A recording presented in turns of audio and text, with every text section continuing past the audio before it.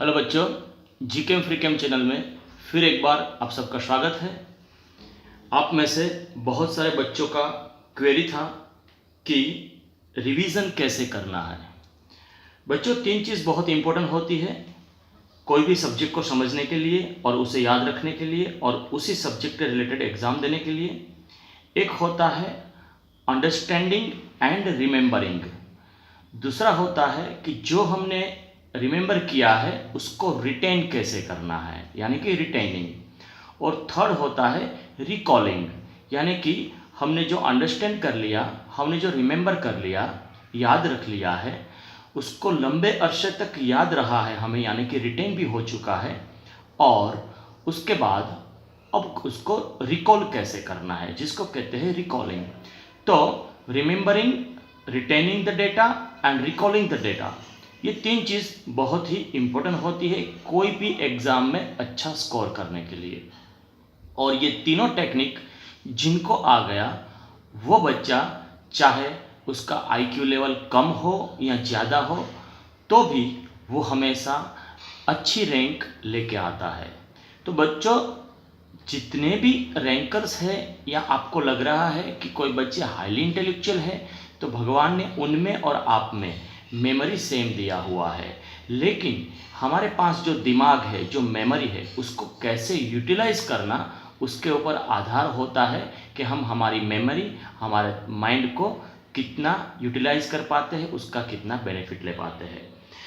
For example बच्चों, revision tricks के बारे में डिस्कस शुरू करने से पहले एक छोटी सी बात से मैं शुरू करूंगा कि फॉर एग्जाम्पल अगर मैं आपको कहूं कि जब आप स्टैंडर्ड 9th में थे, right, when you were in standard 9th, उस वक्त आपके क्लास में जो रोल नंबर 8 था उसका क्या नाम था आप जानते हैं? तो आप कहोगे कि सर मुझे मेरा खुद का भी रोल नंबर याद नहीं है, तो मैं 8 नंबर वाले को कैसे याद रख पाऊंगा।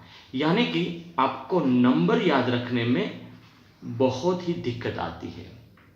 फिर मैं कहूं कि इनका नाम शिवानी था, तो आप कहोगे कि सर अब थोड़ा बहुत याद आ रहा है लेकिन एग्जैक्टली याद नहीं आ रहा है।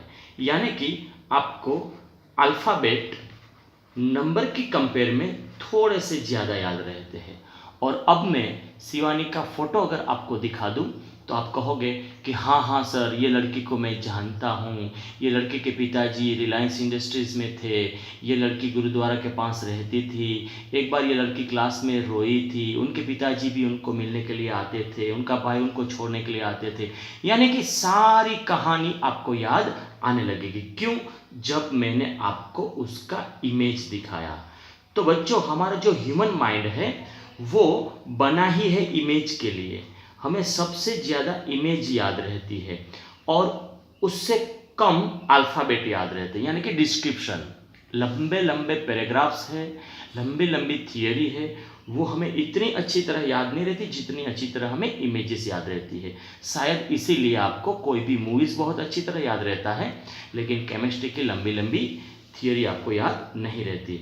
और सबसे कम याद रहता है नंबर्स। इसलिए आपको अगर पूछा जाए what is the plank constant, what is the Avogadro constant या कोई भी कांस्टेंट, तो आप कहोगे कि वो याद नहीं आता। और हमारा ह्यूमन माइंड बना ही है इमेजेस के लिए, लेकिन हमें हमारा सिलेबस कवर करने के लिए, स्कोरिंग करने के लिए, इसको भी एनी हाउ हमें इसको भी रिमेंबर तो करना पड़ेगा, इसको याद तो करना पड़ेगा।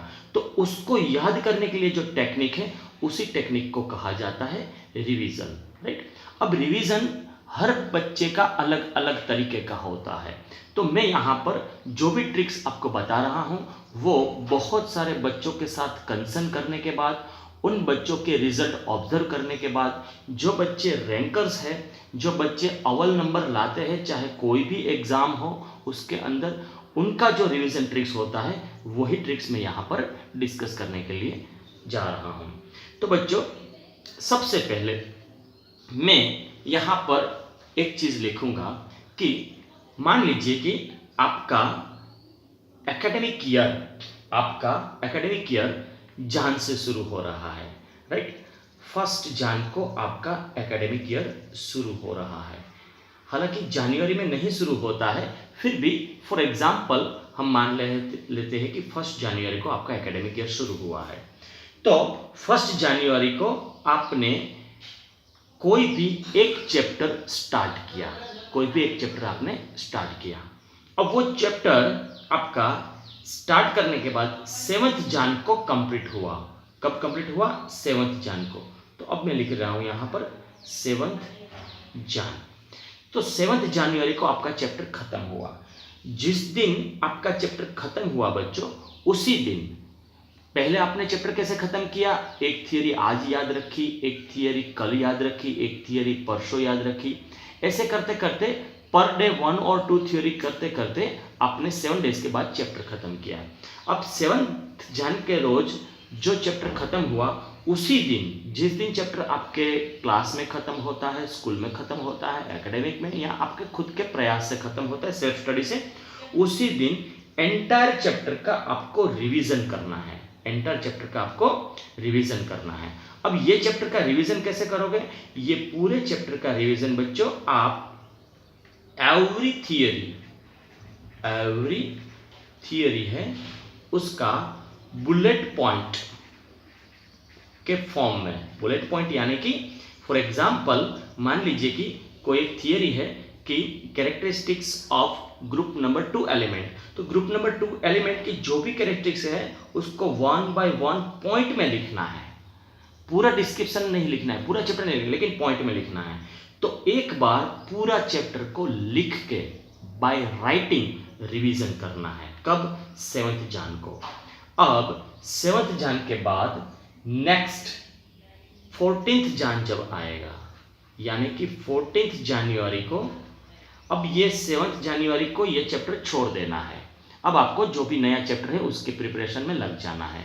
लेकिन नेक्स्ट संडे या नेक्स्ट मंडे या नेक्स्ट ट्यूसडे जो भी डेट आ रहा है, उस दिन 14th जान को आपको अर्ली मॉर्निंग, आपका जो मॉर्निंग सेशन का स्टडी टाइम है, उसमें सबसे पहला काम करना है, ब्रश हो जाए, स्नान हो जाए, आपका जो भी नित्य क्रम है, पूजा पाठ जो भी है हो जाए। उसके बाद सबसे पहले आपको 3 आवर्स निकालनी है। कितनी निकालनी है? 3 आवर्स। तो इनिशियली आपका जो 3 आवर्स है, वो 3 आवर्स में आपको यही चैप्टर रिवाइज करना है। कौन सा? जो 7th जान को आपने रिवाइज किया था। ये 7th जान वाला चैप्टर आप 3 आवर्स में रिवाइज करोगे तो होगा ये कि पूरा चैप्टर 3 आवर्स नहीं लेगा, उसमें से 2 आवर्स है, जो 2 आवर्स है वो चली जाएगी आपका चैप्टर को रिवीजन करने में। अब यहाँ पर कैसे रिवीजन करोगे बच्चों?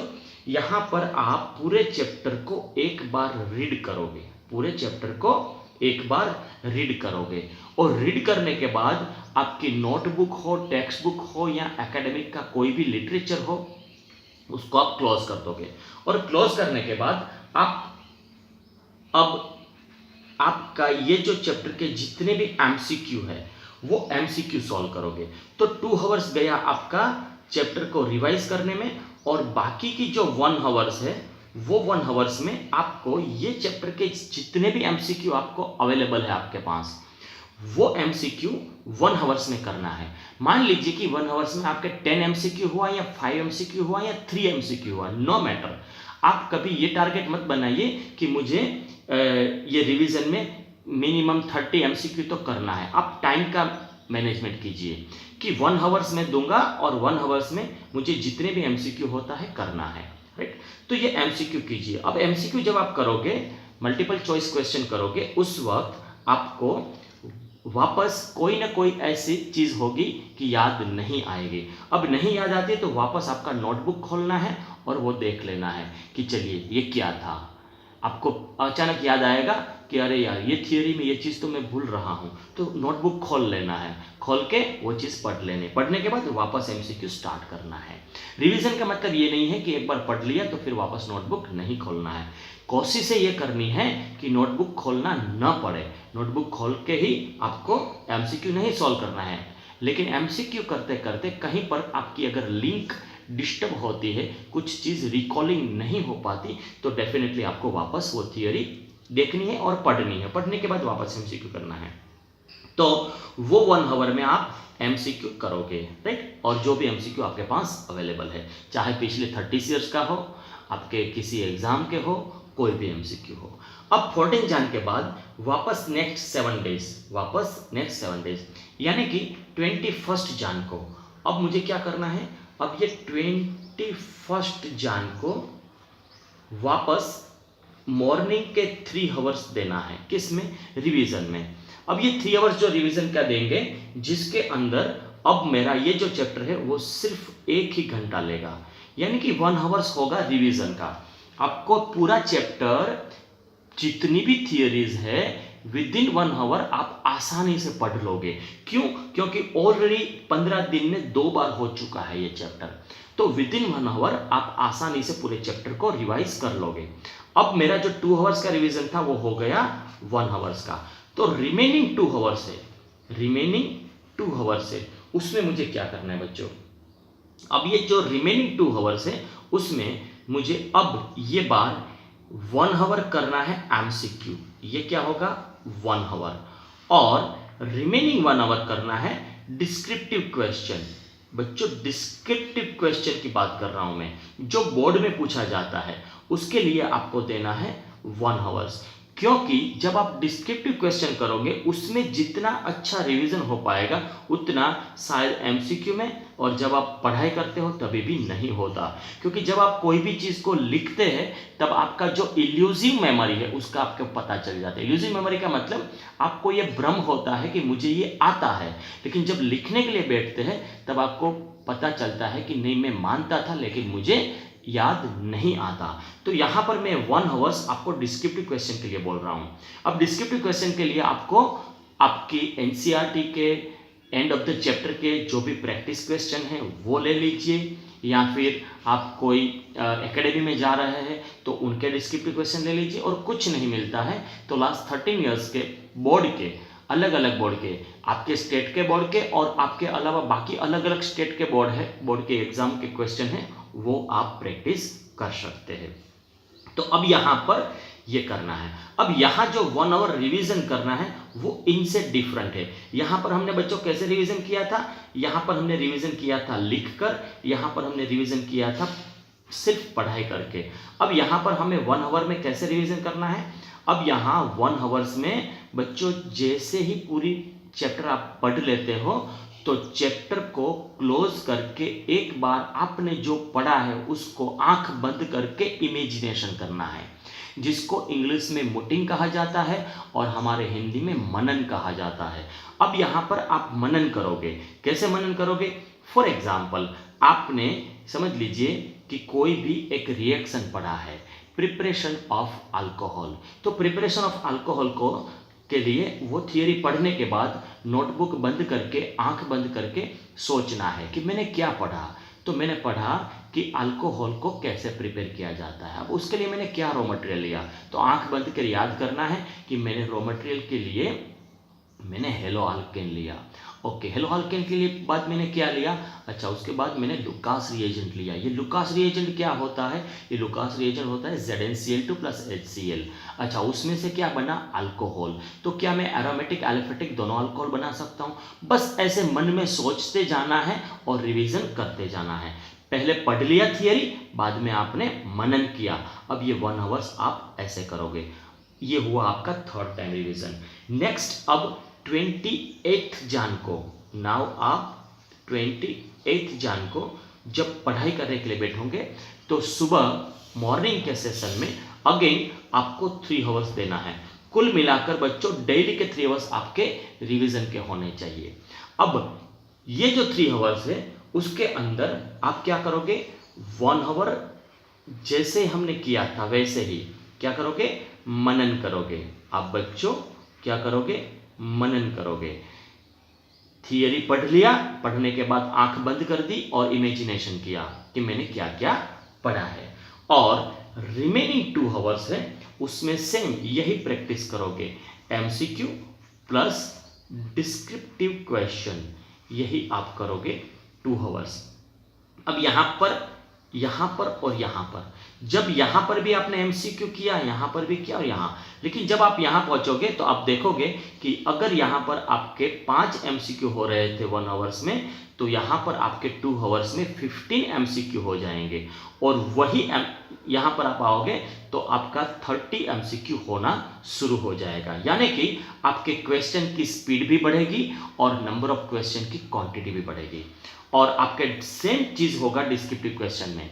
यहाँ आपने डिस्क्रिप्टिव क्वेश्चन में क्वेश्चन को जितना जस्टिफाई किया, मेरा जस्टिफाई का मतलब है कि क्वेश्चन के लिए जितनी लाइंस लिखनी चाहिए थी, वो मान लीजिए कि 3 लाइन थी, तो यहाँ आप 4 लाइन में लिख पाओगे।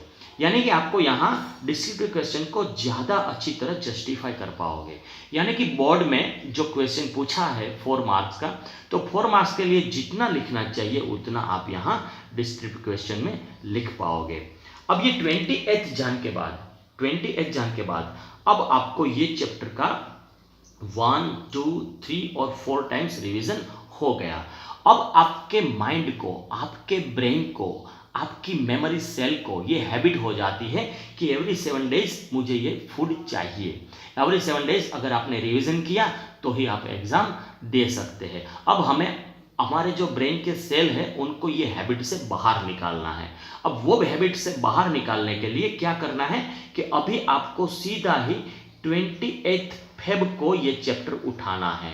तब तक ये चैप्टर के तरफ नहीं देखना है। तो 28 जान से 28 फेब के बीच यहाँ 30 डेज का डिफरेंस हो गया। और 13 डेज के बाद वो आपकी मेमोरी में कितना रिटेन रहता है उसकी यहाँ प्रैक्टिस हो जाएगी। यहाँ हमने 7 डेज का डिफरेंस रखा था, यहाँ हमने 30 डेज का कर दिया, क्योंकि हम हमारे ब्रेन सेल को वो प्रैक्टिस नहीं देना चाहते हैं कि उसको एवरी 7 डेज रिवीजन करना पड़े। अदरवाइज क्या होगा बच्चों कि जिस दिन आपका एग्जाम होगा मार्च या फरवरी में, या जब भी अप्रैल मई में जो जेडब्ल्यू का एग्जाम रहता है, तो उस दिन तो आप सारे चैप्टर तो नहीं कर पाओगे एक वीक से पहले। उसमें बहुत सारे चैप्टर ऐसे होंगे जो आपने 90 डेज पहले रिवीजन किया, बहुत सारे ऐसे होंगे जो 30 डेज पहले रिवीजन किया। तो आपके ब्रेन को रिटेनिंग, मेमोरी को रिटेन कैसे करना है, डेटा को रिटेन कैसे करना है, उसके लिए अब आपको 30 डेज का गैप दे देना है। अब क्या करोगे कि 28 फेब को वापस आप वही चैप्टर लेके बैठोगे, और हवर्स तो आपको 3 ही देना है, हवर्स तो आपको 3 देना है, लेकिन out of 3 hours again 1 hours आप कैसे चैप्टर को पढ़ोगे, जैसे 28 फेब जान को पढ़ा था। 28 जान को आपने क्या किया, चैप्टर को पढ़ा, फिर आपने मनन किया, आंख बंद करके इमेजिनेशन किया कि मैंने क्या पढ़ा है। सेम वे आपको करना है, जिसको हम कहते हैं इंग्लिश में मोटिंग या मनन। और रिमेनिंग 2 आवर्स है, जो रिमेनिंग 2 आवर्स है उसमें भी आपको क्या करना है, एमसीक्यू प्लस डिस्क्रिप्टिव क्वेश्चन, ये करना है 2 आवर्स में। अब ये जो सीक्वेंस है वो 28 फेब के बाद वापस नेक्स्ट अब करना है आपको 28 मार्च को। 28 मार्च को, अब 28 मार्च को 30 डेज के बाद वापस यही चैप्टर का आप 3 आवर्स दोगे, और यही 3 आवर्स में 1 आवर ही हो जाएगा आपका रिवीजन का। हालांकि यहाँ अगर आपका 1 आवर होता है, यहाँ आधे घंटे में भी बच्चों रिवीजन हो जाएगा। आपकी सारे के सारे नोट आप with in half hours revise कर लोगे। Well and good. अगर हाफ आवर्स में हो जाते हैं तो आपको एमसीक्यू और डिस्क्रिप्टिव क्वेश्चन के लिए ज़्यादा टाइम मिलेगा, राइट। तो यहाँ पर आपने वापस सेम सीक्वेंस ओबे किया, लेकिन अब क्या करना है बच्चों कि अब आपको एमसीक्यू और डिस्क्रिप्टिव क्वेश्चन यहाँ नहीं करना है। अब यहाँ पर आप क्या करोगे, आप खुद आपके एग्जाम लोगे, आप खुद यहाँ पर आपके एग्जाम लोगे। कैसे, आप एमसीक्यू और डिस्क्रिप्टिव क्वेश्चन का एक सेट बनाओगे। एक ऐसा सेट होगा जिसके अंदर बोर्ड पैटर्न के हिसाब से, जो एनसीईआरटी बोर्ड है उसके पैटर्न के हिसाब से नंबर ऑफ एमसीक्यू होंगे और नंबर ऑफ डिस्क्रिप्टिव क्वेश्चन होंगे, और वो पेपर विद इन 2 आवर्स आपको सॉल्व करना है। तो 2 आवर्स के अंदर ये चैप्टर तो ये क्वेश्चन तो 3 आवर्स के मुताबिक होगा। अब 3 आवर्स के क्वेश्चन पेपर के अंदर जितने क्वेश्चन होते हैं उतने ही क्वेश्चन लोगे, लेकिन आपको सोल्व करना है विद इन 2 आवर्स। इससे आपका स्पीड बढ़ेगा, क्योंकि जो क्वेश्चन आपको 3 घंटे में सोल्व करना है, उसके लिए आपने अपने आप को सिर्फ 2 घंटा दिया। तो अब यहाँ पर आपने एक कोई भी क्वेश्चन का सेट उठा लिया, और बच्चों मार्केट में बहुत सारी डेली प्रैक्टिस प्रॉब्लम की क्वेश्चन की पूरी बैंक मिलती है, वो कोई भी एक किताब ले लीजिए और उसमें आपने जो किया है वही चैप्टर के बहुत सारे डिस्क्रिप्टिव और मल्टीपल चॉइस क्वेश्चन मिल सकते हैं, तो वो ले लीजिए और उसकी आप प्रैक्टिस कीजिए। और प्रैक्टिस कैसे कीजिए? Just as a exam. और ये एग्जाम में आपको ठीक उसी तरह आपका स्टडी रूम का या स्टडी प्लेस का माहौल बनाना है जैसे आप बोर्ड में बैठे हो। यानी कि ये जो 2 घंटा है वो 2 घंटा ना तो आपको पानी पीने के लिए खड़ा होना है, ना तो आपको कोई डिस्टर्ब करने वाला होना चाहिए। बोर्ड में जैसे बैठते हैं वैसे टेबल और चेयर लेके बैठना है, और बोर्ड में आपको जो मिनिमम चीज़ दिया जाता है वही अपने आसपास चीज़ रखना है, कोई डिस्ट्रैक्शन नहीं होना चाहिए, और पूरा एग्जाम का एनवायरनमेंट बनाकर यहाँ पर आपको सॉल्व करना है। अब क्या होगा बच्चों कि अब ये 2 बार हो गया, ये 2 बार हो गया। अब मैं यहाँ 90 डेज का डिफरेंस दूंगा। Now I will take 19 days, और ये 19 डेज के बाद मान लीजिए कि 28 March two 28 April, 28 April to 28 मई और 28 मई टू 28 जून, यानी कि यहाँ पर 28 जून। तो मार्च, अप्रैल और मई, राइट, 28 मार्च टू 28 अप्रैल 30 डेज हो जाएगा, 28 अप्रैल टू 28 मई 60 डेज हो जाएगा, 28 मई टू 28 जून। ठीक है बच्चों, एग्जैक्टली 28 जून आएगा। तो यहां पर 28 जून को अब क्या करना है बच्चों? अब आपको ये चैप्टर का रिवीजन के लिए 1 आवर्स नहीं देना है, ये चैप्टर के रिवीजन के लिए 1 आवर्स नहीं देना है। अभी आपका रिवीजन ही आपका क्वेश्चन हो गया, यानी कि 3 आवर्स जो आप दोगे, एंटायर 3 आवर्स में आप एमसीक्यू और डिस्क्रिप्टिव क्वेश्चन करोगे। अब यहां पर एमसीक्यू और डिस्क्रिप्टिव क्वेश्चन के लिए आपने 3 आवर्स दिया है, यानी कि बोर्ड में जितना टाइम दिया जाता है उतना ही टाइम दिया है, लेकिन यहां आपकी पैटर्न थोड़ी सी चेंज होगी। कैसे चेंज होगी? बोर्ड में 3 आवर्स के लिए जितने क्वेश्चन दिया जाता है उससे एग्जैक्ट डबल कितना करोगे बच्चों आप? यहां पर ये जो एमसीक्यू और डिस्क्रिप्टिव क्वेश्चन है वो डबल होंगे।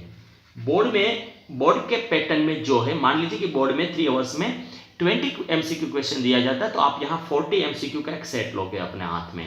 बोर्ड में 10 डिस्क्रिप्टिव क्वेश्चन दिया जाता है, आप 20 डिस्क्रिप्टिव क्वेश्चन का एक सेट लोगे। अब आपको 3 आवर्स में 6 आवर्स का काम दिया गया है, और विद इन 3 आवर्स आप उसको सॉल्व करने की कोशिश करोगे। और यहाँ आपको रिवीजन की बच्चों बिल्कुल जरूरत नहीं पड़ेगी। अगर आपने हॉनेस्टली 1, 2, 3, 4, 5 और 6 टाइम्स किया है रिवीजन, तो मैं मानता हूं जरूरत नहीं पड़ती है। और मेरे सामने ऐसे बहुत सारे बच्चे हैं जिनके मैं रोज के रोज कांटेक्ट में हूं कि जिनको रिवीजन में बुक्स की जरूरत नहीं पड़ती, वो सिंपली क्वेश्चन ही सीधे सॉल्व करते हैं। और अल्टीमेटली बच्चों आपको थियरी की नहीं, क्वेश्चन के मार्क्स मिलते हैं, इसलिए आपको मेन प्रैक्टिस तो क्वेश्चन की ही करनी चाहिए, चाहे रिवीजन हो या रेगुलर प्रैक्टिस हो। तो यहां पर आप क्या करोगे कि आपने 6 आवर्स में जितने क्वेश्चन सॉल्व किए जाते हैं वो क्वेश्चन 3 आवर्स में सॉल्व किया। अब एवरी 90 डेज आपको सेम प्रैक्टिस करना है until exam, up to the exam date, up to the exam date। अब एग्जाम का जो डेट आता है वो मान लीजिए कि इसके 2 महीने के बाद आता है या इसके 3 महीने के बाद आता है, जब भी आता है।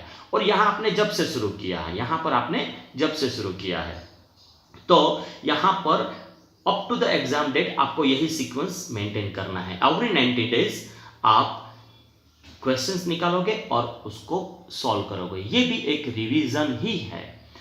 अब यहां पर 7th जान को आपने एक चैप्टर खत्म किया है, राइट, लेकिन साथ साथ एक ऐसा भी चैप्टर होगा जो 8th जान को खत्म हुआ है, तो 8th जान वाला चैप्टर है वो आप 15 जान को रिवाइज करोगे।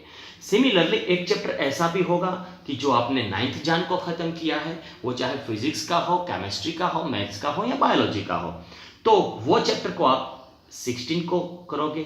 यानी कि कुल मिलाकर बच्चों आप देखोगे तो आपका रिवीजन डेली का हो जाएगा। आपका जो रिवीजन शेड्यूल है बच्चों, मैं कह रहा हूं कि आपका जो रिवीजन शेड्यूल है वो सिर्फ 1 और 2 दिन का नहीं होगा। मैं यहाँ ये कह रहा हूँ कि आपका जो रिवीजन शेड्यूल है वो डेली का रहेगा। वो डेली, यहां मैंने पर वीक या पर मंथ या पर 90 डेज लिखा है, वो पर्टिकुलर एक चैप्टर के लिए लिखा है। लेकिन ऐसे चैप्टर तो रोज रोज खत्म होते रहेंगे, तो आपका रिवीजन शेड्यूल डेली 3 आवर्स का हो गया, डेली 3 आवर्स का हो गया। तो अब आपको कंफ्यूजन ये होता है कि सर डेली 3 आवर्स अगर हम रिवीजन करते हैं तो बाकी सब सब्जेक्ट के लिए कैसे टाइम निकाल पाएंगे। तो बच्चों, ये पूरे वीडियो में मैंने बार बार ये जिक्र किया है कि आपको रिवीजन अर्ली मॉर्निंग करना है। मान लीजिए कि आपका शेड्यूल 7 o'clock शुरू होता है या 8 o'clock शुरू होता है, तो आपके दिन के शुरू के 3 घंटे आपको रखना है इसमें। मैं इसलिए शुरू के 3 घंटे कह रहा हूँ क्योंकि जब आप अर्ली मॉर्निंग बहुत अच्छी सी नींद लेकर उठते हैं तब आपके ब्रेन के जो सेल है वो हाईली प्रोडक्टिव होते हैं, और उस वक्त उसमें कोई भी चीज़ है वो अच्छी तरह रिटेन की जाती है। और ये रिवीजन और कुछ नहीं है, मेमोरी को रिटेन करने की ट्रिक है। तो आपको डेली के 3 आवर्स करना है। तो अब हम पूरे साल का शेड्यूल के बारे में देखते हैं बच्चों कि डेली का शेड्यूल हमारा क्या रहेगा। तो एक आदर्श स्टूडेंट, और जो स्टूडेंट ने थाम लिया है कि नहीं मुझे अच्छी रैंक लानी है, उनके लिए बच्चों मॉर्निंग के अगर मैं बात करूं मॉर्निंग, तो मॉर्निंग में 3 आवर्स आपके हो गए रिवीजन के, यानी कि आपने वही चीज रिवाइज किया जो ऑलरेडी आपने पढ़ लिया है। और बाकी के जो 3 आवर्स है वो न्यू लर्निंग के लिए होगा। वो क्या होगा? New learning. अब ये न्यू लर्निंग है वो in the form of attending the class हो सकता है, in the form of self study भी हो सकता है। जो बच्चे घर रह के पढ़ाई करते हैं वो सेल्फ स्टडी 3 आवर्स कर सकते हैं, या अगर आप किसी क्लासेस में जाते हैं तो वहां पर भी हो गया ये 3 आवर्स, यानी कि वो लर्निंग के लिए हो गया। ये 3 आवर्स सब बच्चों के लिए वेरिएबल होगा। किसी ने स्कूल में 3 आवर्स लर्निंग किया, किसी ने एकेडमी में किया, किसी ने सेल्फ स्टडी में किया। तो ये ज्यादातर नून टाइम में होता है, यानी कि दोपहर के टाइम में, राइट। इन बिटवीन, ये नून यानी कि मैं कह रहा हूं इन बिटवीन 10 to 3, सुबह 10-11 बजे से शुरू होता है और 3 बजे के बीच में ये होता है। अब शाम को, अब आपको शाम को 3 आवर्स, आपको शाम को 3 आवर्स,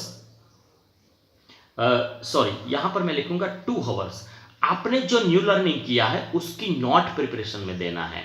यानी कि जो न्यू लर्निंग किया है उसकी नोट प्रिपरेशन, उसका नोट प्रिपरेशन।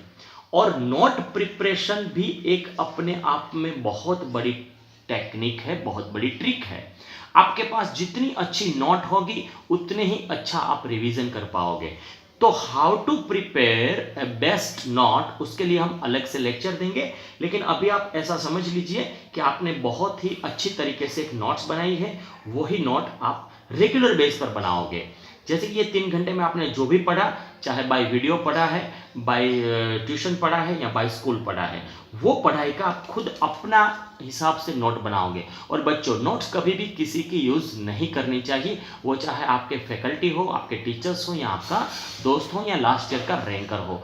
नोट्स हमेशा अपनी खुद की ही होनी चाहिए, क्योंकि जब आप नोट्स बनाते हैं तो उस हिसाब से नोट्स बनाते जो आपका ब्रेन एक्सेप्ट करता है। अगर आपने किसी और की नोट्स ले ली तो वो नोट वो हिसाब से जो नोट्स को उसके ब्रेन ने या उन्होंने एक्सेप्ट किया था, लेकिन हर किसी का ब्रेन सेम नहीं होता है।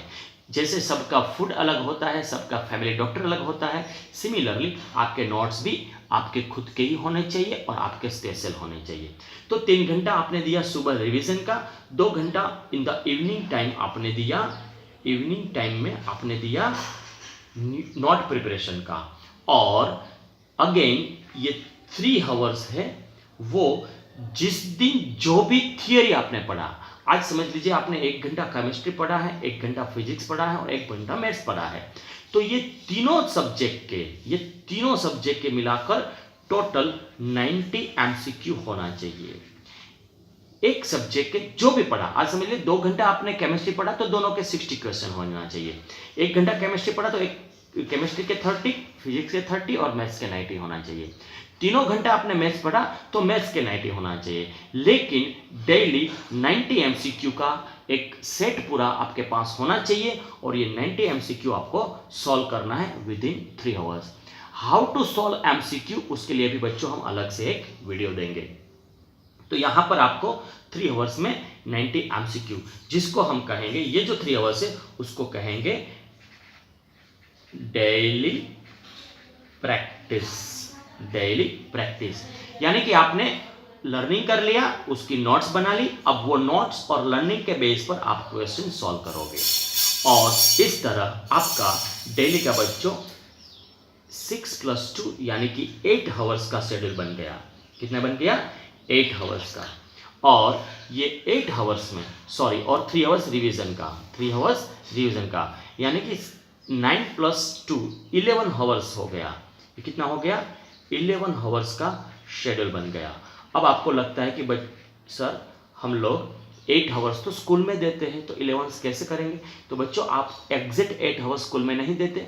8 आवर्स स्कूल के अंदर आप हार्डली 3 आवर्स ही लर्निंग करते हैं, तो ये 3 आवर्स यहाँ लर्निंग का कट गया। तो आपको 11 आवर्स में से टोटल अभी आपको 8 आवर्स का ही काम करना है। अब 8 आवर्स में आपको जो घर पे करना है वो हो गया रिवीजन और नोट प्रिपरेशन और एमसीक्यू। और कई बार ऐसा भी होता है कि पूरी थियरी कंप्लीट नहीं हुई है, आधी थियरी हुई है, उस दिन आपको कभी भी एमसीक्यू नहीं करना है अनटिल अनलेस एंटायर थियरी नहीं हो जाती है। अगेन मैं रिमाइंड कर रहा हूं बच्चों, मैं एंटायर चैप्टर की बात नहीं कर रहा हूं, एंटायर थियरी की बात कर रहा हूं। तो जब तक एंटायर थियरी नहीं हो जाती है तब तक आपको एमसीक्यू नहीं करना है। तो आपके पूरे वीक में बहुत सारे दिन ऐसे भी होंगे कि जिसमें हाफ थियरी हुआ है, हाफ नहीं हुआ, तो उस दिन आपके ये 3 आवर्स प्रैक्टिस के भी नहीं रहेंगे, तो टोटल 5 आवर्स ही हो जाता है। तो ये 11 आवर्स है वो वेरिएबल रहेगा based on your track, based on your study strategy. तो अगर ऐसे 11 आवर्स और नियर अबाउट 11 आवर्स रोज की आप प्रैक्टिस करते हैं बच्चों, तो मैं नहीं मान रहा हूं कि आपकी रिवीजन ट्रिक के हिसाब से आपको कोई भी थियरी, कोई भी सब्जेक्ट एग्जाम के दिन धोखा देगा। मतलब ऐसा होगा कि याद नहीं आ रहा, वो डेफिनेटली याद आ जाएगा, लर्न बाय हार्ट हो जाएगा। चलिए आज के लिए हम इतना ही रखते हैं और ये वीडियो उन बच्चों के लिए डेफिनेटली शेयर करना जो बच्चे कोचिंग का फीस एफर्ड नहीं कर सकते हैं। ये वीडियो अब तक आपने सुना, उनके लिए आपका बहुत बहुत शुक्रिया। Wish you all the best and God bless you.